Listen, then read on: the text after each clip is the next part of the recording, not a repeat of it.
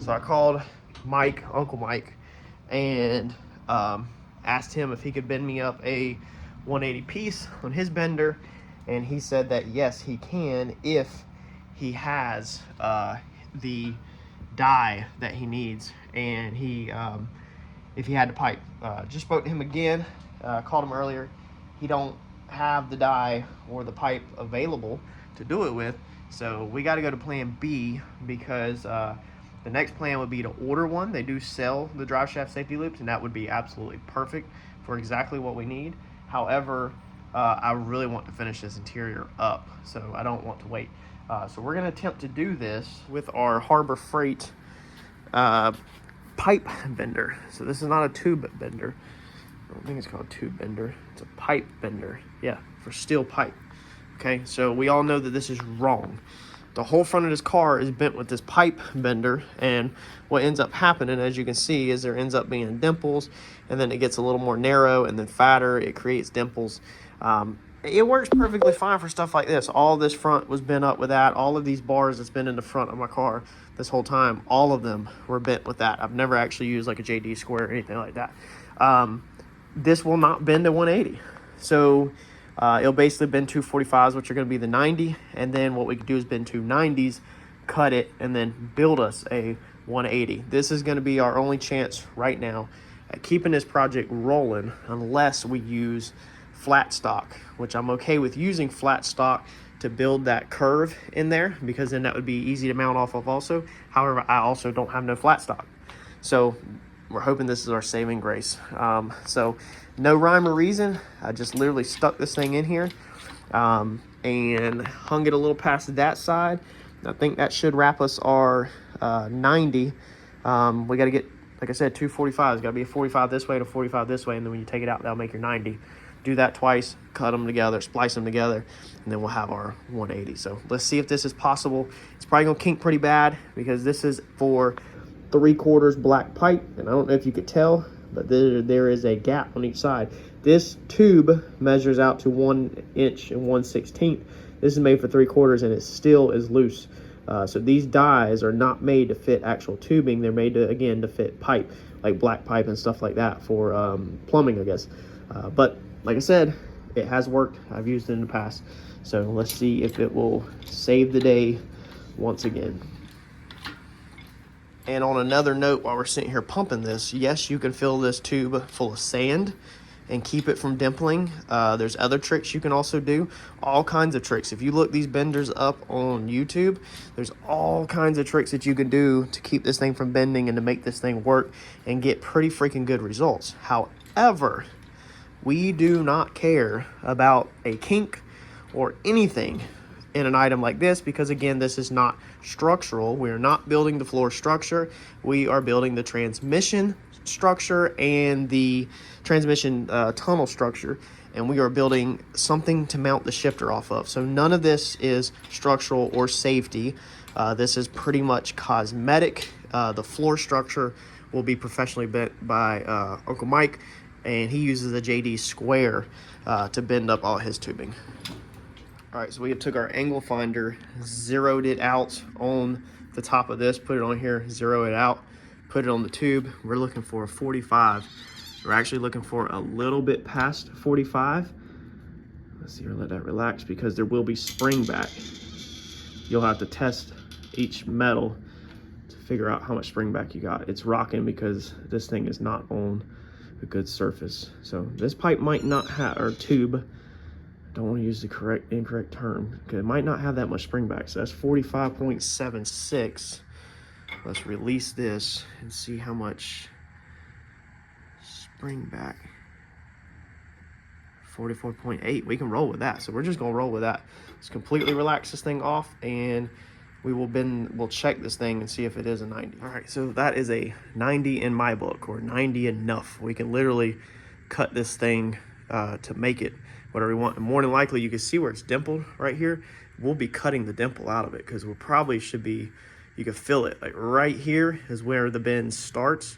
So we should be cutting it right about there to get our true 90. And then by the time we put another 90 on the other side, that should make our 180. But you can see the dimple, so that's what this thing does, unless you fill it full of sand. If you pack this thing full of sand tight, cap the end of it, it will help it not dimple like that. But like I said, again, we don't care about this dimple at all. This is not structural. You would care about the dimple if it is structural, because then that's already the start of a collapsing tube right there. But this is not structural. So again, I can't repeat that enough so I don't get that comment, which I probably still will, is we don't care. This is just a, basically, let's call it a shifter mount. All right, to get my 8-inch height, I'm laying this thing in a corner. So it just happens that this table's right here, and I know this is a corner. So I put the edge of the tube against this, touch it against that one. What that allows me to do is to figure out the height we need from the top of the center of the bend down 8 inches. So then we just simply come to this wood right here. It's gonna be close enough for what we're doing. We're gonna go 8 1/4, because if we put this on the tube, I think it's gonna go on the flat part, but if we put this on the tube, we're gonna cope it out some. And if we need to make any adjustments, that gives us 1/4 of an inch of margin for error. So 8 1/4, mark it, and we're gonna cut that. All right, so overlaid our 90s, our spread right here, we actually wanted 8 1/2. I just checked it. So we are roughly 8 1/2. I just eyeballed it off of this framing square down the side to make sure this tube kind of looks like it's standing straight up. Again, it does not matter. Then you could check this side also, but again, this does not matter at all. So we look down that, make sure it kind of looks like it's up, and then you just got to find center. So I figured I'd go off of these dimples. There's a dimple right there and dimple right there. They are roughly 2 inches apart. So you mark 1 inch right there in the center, and now we're going to cut through them. And again, this does not have to be precise, so we'll just flat wheel it, and then we will tack weld it on the bench right here, tack it, put it in the car to fit it, and if it fits and looks like what we want, then we'll come back here and we will weld it up. Our overall height should be roughly 8 1/4. It looks like that's roughly 8-ish. So should be good to go. All right, so there we go. There's our front loop that is going, not dry shaft safety loop, but our front loop that is going to attach a lot of our stuff to. Now we can weld flanges off of this, mounting points, everything can come off of this as far as for the front. Gives us something nice and clean to work to. And then we'll go to that back one back there. I'm trying to decide if I want to put one between here or not. I don't know if I'll need it. I guess I probably should, because I don't know exactly where my shifter is going to fall. And if it falls back here, then I won't have nothing to attach it to, and I'll have to make some funky shifter. So if I put a straight bar between these two, then I can hit my shifter off of anywhere. You know, we'll just have to drill a hole through the aluminum cover, obviously, but that wouldn't be a big deal at all. So maybe I'll do that, but that's a 90 off of them bars. So trying to keep everything square whenever we can. But again, none of this is that important at all. This is what I'm dreading. This is the worst part of them all. So guess about to use my trusty old cardboard like I started to right there, and just go to town figuring this thing out. Basically, I have to create that thing, which has 1, 2, 3, 4 flats, 4 flat angles basically, to a curve. So little bit different than normal. The hardest part of this build definitely has to be this piece. Now I have a vision in my head for when I get done of this thing covered in something or bodywork. You can see where I blew a hole through it. Not fun stuff at all. Sucks. Preferably put carpet over it whenever we're done, but we will see what happens. So first 2 pieces are in. They are quite a bit of figuring out, to say the least. Definitely not what I want. So I guess the next piece I'm gonna go for is probably this side, or maybe I should do the top next. Maybe I'll go ahead and try to do the top, and then that one last side. Well, I don't 100% know exactly what we're doing yet, but it's all on there. It needs to be pulled up tight and tack welded. So we're gonna go ahead and weld this thing up. I guess I'm gonna weld it to the car. Definitely not gonna make it removable. I actually forgot to grind the freaking paint off of there. Just my luck. Freaking lovely, lovely, lovely. But I can take a torch over it and a wire brush and get some of it off. to help. Besides that, we're gonna have to burn through it, baby, unfortunately. So let's get to work. My forehead is like killing me from having that welding helmet on and sweating. Almost there though, bunch of tacks, nasty welding as always. But y'all stick with me because we're gonna paint and carpet the whole inside of this car like I have been saying, and we're gonna show you how we clean it up, how we make it look good. We do a couple tricks to hide some stuff and make it look like factory, and we just get a good overall DIY finish afterwards is what we're going for. It's not gonna be no super high-end stuff, but it should look really, really good. But check out where we're at. So we got a lot of this welded up. It's definitely welding like crap down there where I didn't clean the paint off. Got that done over here on this other side. And these welds, we're gonna lightly just hit over them with a sanding disc with the flat wheel just to knock off the boogers. That's all we want. We don't really care about cleaning the welds up. We just want to knock the boogers off to kind of smooth them out.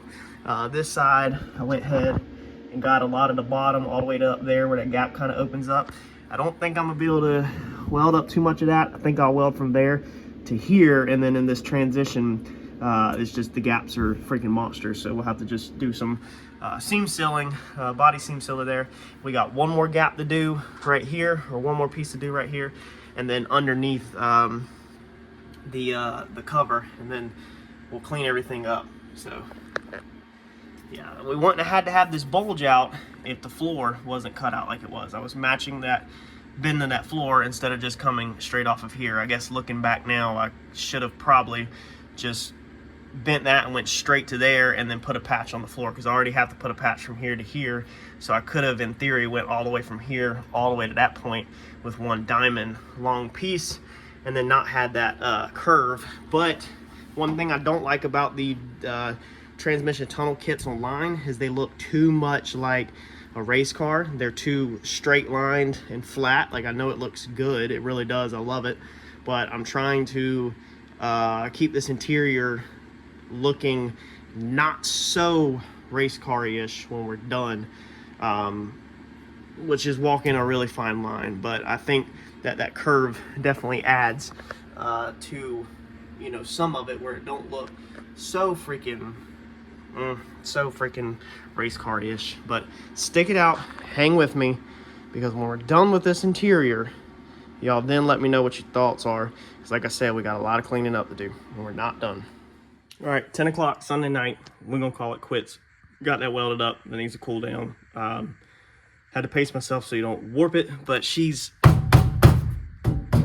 solid, which is perfect, because that's what I want. That means that I can now, I don't have to do anything else, just clean up the edge, which we'll put edge protector over, and I can lock my trans tunnel, removable trans tunnel front piece right into that, and be a walk in the park, piece of cake. So that's done. What we got left is 2 patches over here in these corners. We gotta patch these holes up, patch that up, and then we're gonna have to patch that up, patch that up. We'll do all that Monday night probably, or Tuesday night. Might take a break Monday night, we'll have to see how I feel. And then I've got to weld another flange on here, curved, so that we have something to rivet the aluminum to. I'm probably gonna rivet the aluminum in. So we gotta weld that flange to there, and then gotta figure out how we're gonna attach the aluminum to the floor, if we're gonna overlap it onto the old floor plan and just put rivets in it, or if we're gonna make us a nice also strips that rivets go through. I thought about buying the scalloped pieces to go through there. However, they don't get seen, and then I gotta wait for them. So I can cut some strips or go buy some strips tomorrow from Southern Metals. May just go get them to chop me up a couple out of one of them other sheets of 22 gauge, and just go ahead and tack every couple of inches, you know, flanges in, and then that will be perfect to drill 1/8 holes through to rivet them, and we'll be good to go on that. So I think that's what we're gonna do probably. And then, man, tomorrow night should be a little bit more welding on that. And then also on this, whatchamacallit, delete panel up here, I think we are gonna pull this thing back off, grind the paint around the perimeter, and we're gonna drill holes in it, and we're gonna spot weld that in, I think. And then we'll do a little dolphin glaze and sanding over top of that to smooth all that out, and then we'll repaint the whole entire firewall. We also have a hole to drill here for our wire pass-throughs. But man, we are making progress. I'm behind schedule. Sunday night, other than this, I wanted the interior, honestly, done. Man, I wanted to have paint on it Sunday night. That's how far I'm behind. Friday night, that working till midnight and just being hung up on that trans tunnel really stuck me. That trans tunnel really set me back quite a bit, and messed me up just trying to figure out how I was gonna do everything. Another thing we gotta do, I do still need to add that top bar. I think I need a top bar across the top of this, because we still got to figure out how to get our shifter in there. I don't know if we're gonna build a new mount or if we're gonna use that mount or what. I'm not 100% sure yet on what we're gonna do, but we got to still mount our shifter in. However, we got to have the seats in there because I got to be able to sit in it to actually figure out where the shifter is gonna fall. So that's probably just gonna simply be something that has to get done later. We'll go ahead and get all the paint done, and we'll go ahead and fit up all the aluminum and everything where that whole entire piece is in there. But then we're gonna have to come back, and once we get the seats in, find where the shifter is gonna go, unbolt that aluminum piece. I thought about also doing nutserts. That's probably what I'll do, is nutserts, so that I can unscrew that aluminum piece and take it out if we need to do any servicing. I don't know why you would ever need to do service there, but we'll see. Maybe I'll just rivet it in and be done. I can always drill the rivets out. That's probably what I'll do. I'll probably Cleco it in for right now.